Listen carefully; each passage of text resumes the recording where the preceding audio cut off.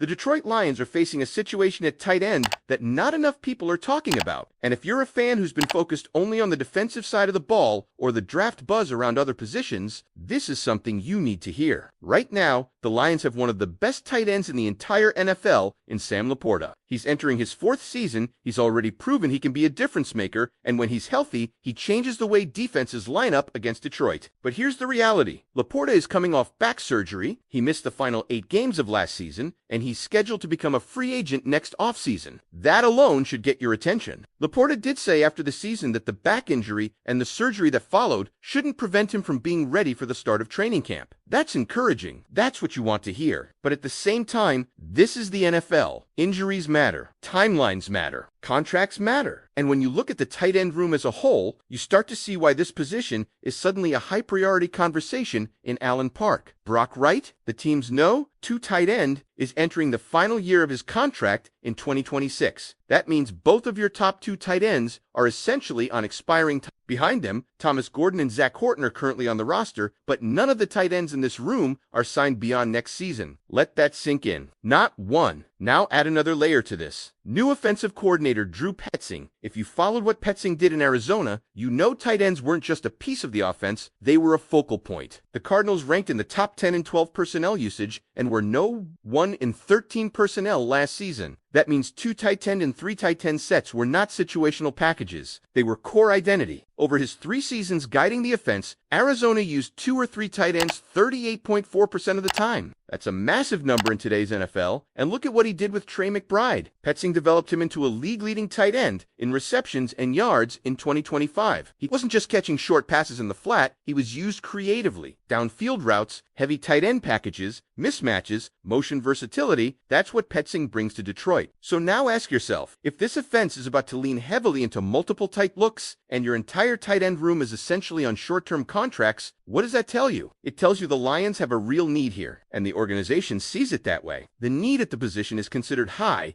The 2026 NFL draft class at tight end might not be overflowing with elite top 5 type prospects, but it's deep. It's a class with real day 2 and day 3 value. If Detroit wants to solidify the position, the opportunity is there. Let's talk about some names to watch. Kenyon Sadiq out of Oregon stands 6'3", 245 pounds. What jumps out immediately is speed and athleticism. He can move around the formation, he can stand up in the slot, and his run after catch ability makes him a playmaker. 8 touchdowns last season for the Ducks. That's production and explosiveness. Eli Stowers from Vanderbilt is 6'4", 235 pounds, and he's a former quarterback. That matters. He understands offensive structure. He knows how to make himself an open, friendly target. He caught 111 passes for 1,407 yards and 9 touchdowns over the last 2 seasons. On top of that, he won a Texas 6A state championship in the high jump in high school. The measurables are going to pop at the combine. Max Clare, 6'5", 243 pounds, split time between Purdue and Ohio State in recent seasons. He averaged 4 yards per catch on 51 receptions in 2024 at Purdue and added 43 catches for 448 yards this past season with the Buckeyes. He's viewed as a high-upside receiving tight end with strong athletic traits. Joe Royer from Cincinnati brings size at 6'5", 250 pounds. Over the last 2 seasons, he caught 79 passes for 937 yards and 7 touchdowns. He knows how to use his frame and shield defenders. The next step for him is improving as a run blocker, but the matchup potential is real. Dallin Bentley out of Utah, 6'3", 262 pounds, might be one of the more balanced prospects. He was 7th nationally among tight ends in receiving yards and 10th in receptions with 48 catches for 640 yards and 6 touchdowns this past season. He brings both pass catching and run blocking value, which fits perfectly in heavy personnel looks. And then there's the sleeper, Marlon Klein from Michigan. He's 6'6", 250 pounds. The production wasn't massive, but the frame is he was on Bruce Feldman's freaks list before the season. If he tests the way some expect at the combine, teams are going to see upside, raw, moldable upside. When you connect all of this Laporta's contract situation, his recovery from back surgery, Wright's expiring deal, Petzing's heavy reliance on 12 and 13 personnel, and the depth of this draft class, it becomes clear that tight end isn't just a background need, it's a strategic crossroads for this offense. Detroit could pursue a veteran to compete for the 3rd spot out of camp. That's an option. But it might also be time to invest in another young, versatile tight end on a rookie contract, someone who can grow alongside Laporta if he's extended long-term, or potentially step into a larger role if the future takes a different turn. This isn't about panic, it's about planning. It's about understanding where the roster stands, not just today, but a year from now. So let me ask you this. If you're running this team, are you prioritizing a tight end early in this draft to secure the future of the position? Or are you betting on Laporta's extension and looking elsewhere first? Because this is where the conversation really gets interesting, and it's where front offices separate short-term thinking from long-term roster building. If you're Brad Holmes and you look at this tight end room, you're not just evaluating talent, you're evaluating timing. Sam Laporta has already shown he can be one of the best at his position when healthy. That's not projection, that's proven production. But he's coming off back surgery, and while he's confident he'll be ready for training camp, the organization still has to factor durability and long-term health into any extension discussions. Tight end is a physically demanding position. You're blocking defensive ends one snap and running routes over the middle the next. That wear and tear adds up.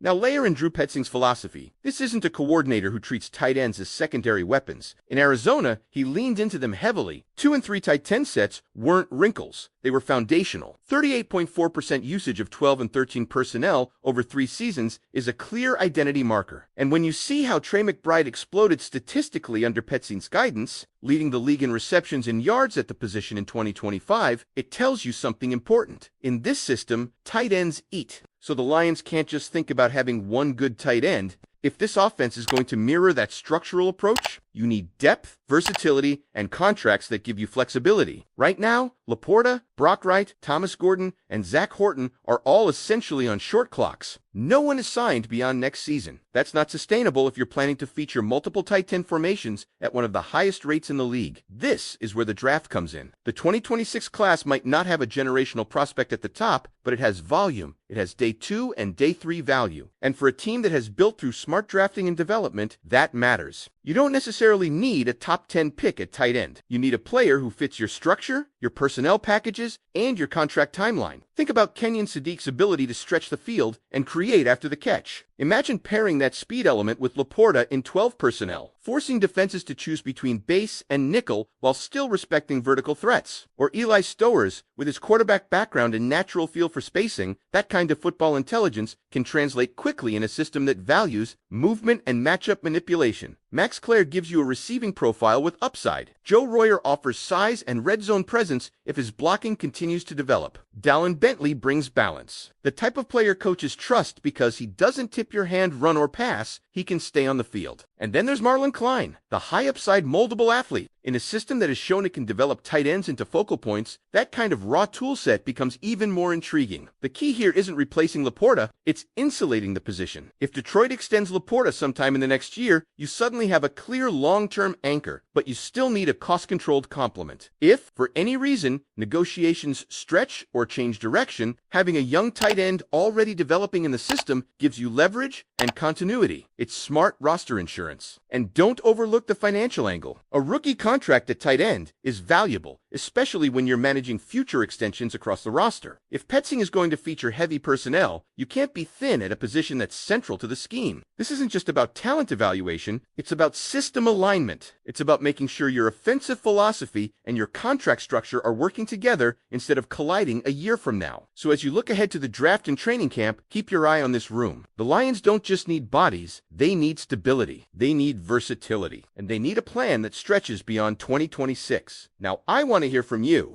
After looking at the contract timelines, Laporta's recovery, and Petzing's tight end heavy system, do you think the Lions should invest a data pick to secure the future right now, or wait and see how the extension talks and the season unfold? And if you believe they should draft one, which type of prospect fits this offense best in your opinion? And there's another angle here that we haven't fully unpacked yet, and that's how this impacts the overall identity of the offense beyond just personnel groupings. When you commit to heavy 12 and 13 personnel usage, you're dictating terms to the defense. You're forcing defensive coordinators to choose between staying in base to defend the run or going lighter to handle pass-catching threats. If your tight ends are versatile enough, you create conflict every single snap. That's the kind of structural stress that doesn't always show up in the box score, but it shows up in efficiency, in third down conversions, and in red zone success. For that to work in Detroit, the Lions can't just rely on one dynamic player. If Sam Laporta is the only tight end who threatens defenses as a receiver, coordinators will adjust. They'll bracket him, they'll roll coverage, they'll dare someone else to win. But if you add another young, athletic option, someone who can detach from the formation, line up in the slot, or create yards after the catch, suddenly those coverage decisions become a lot more complicated. It also affects the run game. Heavy personnel isn't just about passing mismatches, it's about angles in the run game, double teams at the point of attack, sealing edges, and creating play-action opportunities. A balanced tight end who can block effectively while still threatening vertically keeps your playbook wide open. That's where someone like Dallin Bentley's profile becomes appealing. That's where Joe Royer's size becomes intriguing if his blocking continues to improve. These aren't just depth pieces, they're chess pieces. And think about development timelines. If the Lions draft a tight end on day 2 or early day 3, that player doesn't have to carry the offense immediately. He can rotate. He can grow behind Laporta and Brock Wright. He can learn the nuances of route adjustments, leverage blocking, and reading coverages in a pro system. By the time contract decisions truly hit a crossroads next offseason, you're not scrambling. You're prepared. This is the kind of forward-thinking roster move that doesn't dominate headlines in March, but pays dividends in December. Another important factor is injury contingency. Laporta missed the final 8 games last season due to his back injury. Even though he expects to be ready for training camp, the Lions experienced firsthand how quickly depth becomes critical. If this offense is going to lean heavily on multiple tight end sets, you can't afford to be one injury away from shrinking the playbook. Right now, the room is thin in terms of long-term security. Laporta and Wright are proven pieces, but their contracts are ticking. Thomas Gordon and Zach Horton provide depth, but there's no long-term clarity beyond next season. That creates urgency, not panic, but urgency. And here's where the front office philosophy comes into play. The Lions have shown they value building through the draft and developing players within their system. Adding a young tight end this year aligns perfectly with that approach. It gives them flexibility in extension talks, it gives them insurance, and it gives Drew Petzing another moldable weapon to design around. If they wait, they risk entering next offseason with even more uncertainty. If they act now, they stabilize a position that's about to become central to their offensive identity. So as fans, when you're watching the combine workouts, when you're studying draft boards, when you hear analysts talk about wide receivers or edge rushers,